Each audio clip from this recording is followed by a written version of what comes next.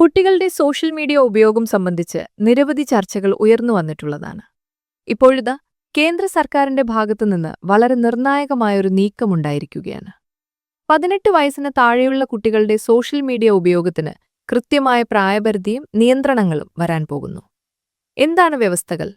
ഇതെങ്ങനെയാണ് കുട്ടികളെ ബാധിക്കുക? നമുക്ക് വിശദമായി പരിശോധിക്കാം. വരുന്ന പാർലമെന്റ് മൺസൂൺ സമ്മേളനത്തിൽ കേന്ദ്ര സർക്കാർ ഒരു പുതിയ ബിൽ അവതരിപ്പിക്കാൻ ഒരുങ്ങുകയാണ്. ഇതിന്റെ പ്രധാന ലക്ഷ്യം കുട്ടികളെ സോഷ്യൽ മീഡിയയുടെ ദൂഷ്യഫലങ്ങളിൽ നിന്ന് സംരക്ഷിക്കുക എന്നതാണെന്ന് കേന്ദ്ര സർക്കാർ വ്യക്തമാക്കുന്നു.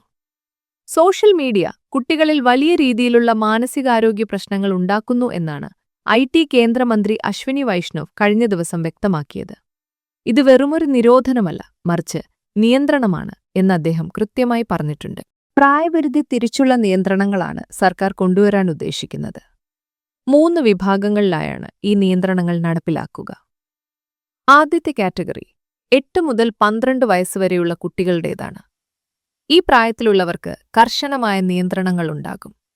ഒരുപക്ഷെ മാതാപിതാക്കളുടെ പൂർണ്ണമായ മേൽനോട്ടമില്ലാതെ ഇവർക്ക് സോഷ്യൽ മീഡിയയിൽ അക്കൗണ്ടുകൾ പോലും തുടങ്ങാൻ കഴിയില്ല. അടുത്ത വിഭാഗം 12 മുതൽ 16 വയസ്സുവരെയുള്ള കുട്ടികളാണ്.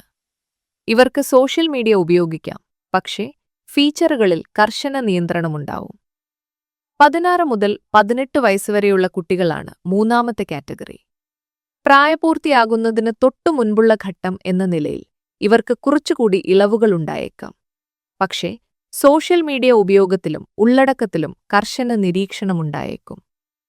ഓരോ പ്രായക്കാർക്കും അനുയോജ്യമായ ഉള്ളടക്കം മാത്രമേ ലഭ്യമാകൂ എന്ന് ഉറപ്പുവരുത്തുകയാണ് ഈ നിയന്ത്രണങ്ങളിലൂടെ ലക്ഷ്യമിടുന്നത്. കുട്ടികളുടെ സോഷ്യൽ മീഡിയ ഉപയോഗത്തിൽ നമ്മൾ ഗൗരവമായി കാണേണ്ട ഒരു കാര്യമുണ്ട്.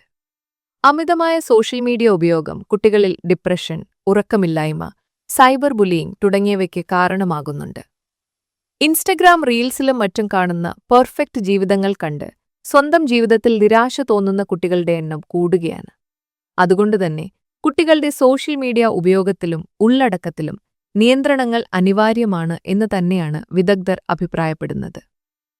എല്ലാ സംസ്ഥാനങ്ങളുമായും ചർച്ച നടത്തിയ ശേഷമേ അന്തിമ തീരുമാനമുണ്ടാകൂ എന്ന് IT കേന്ദ്രമന്ത്രി അശ്വിനി വൈഷ്ണവ് വ്യക്തമാക്കിയിട്ടുണ്ട്. സോഷ്യൽ മീഡിയ പൂർണ്ണമായും നിരോധിക്കുകയല്ല സർക്കാർ ലക്ഷ്യമെന്നു മറിച്ച് ടെക് കമ്പനികൾക്ക് കൂടുതൽ ഉത്തരവാദിത്തം നൽകുകയാണ് എന്നുമാണ് ഇദ്ദേഹം പറഞ്ഞിരിക്കുന്നത്.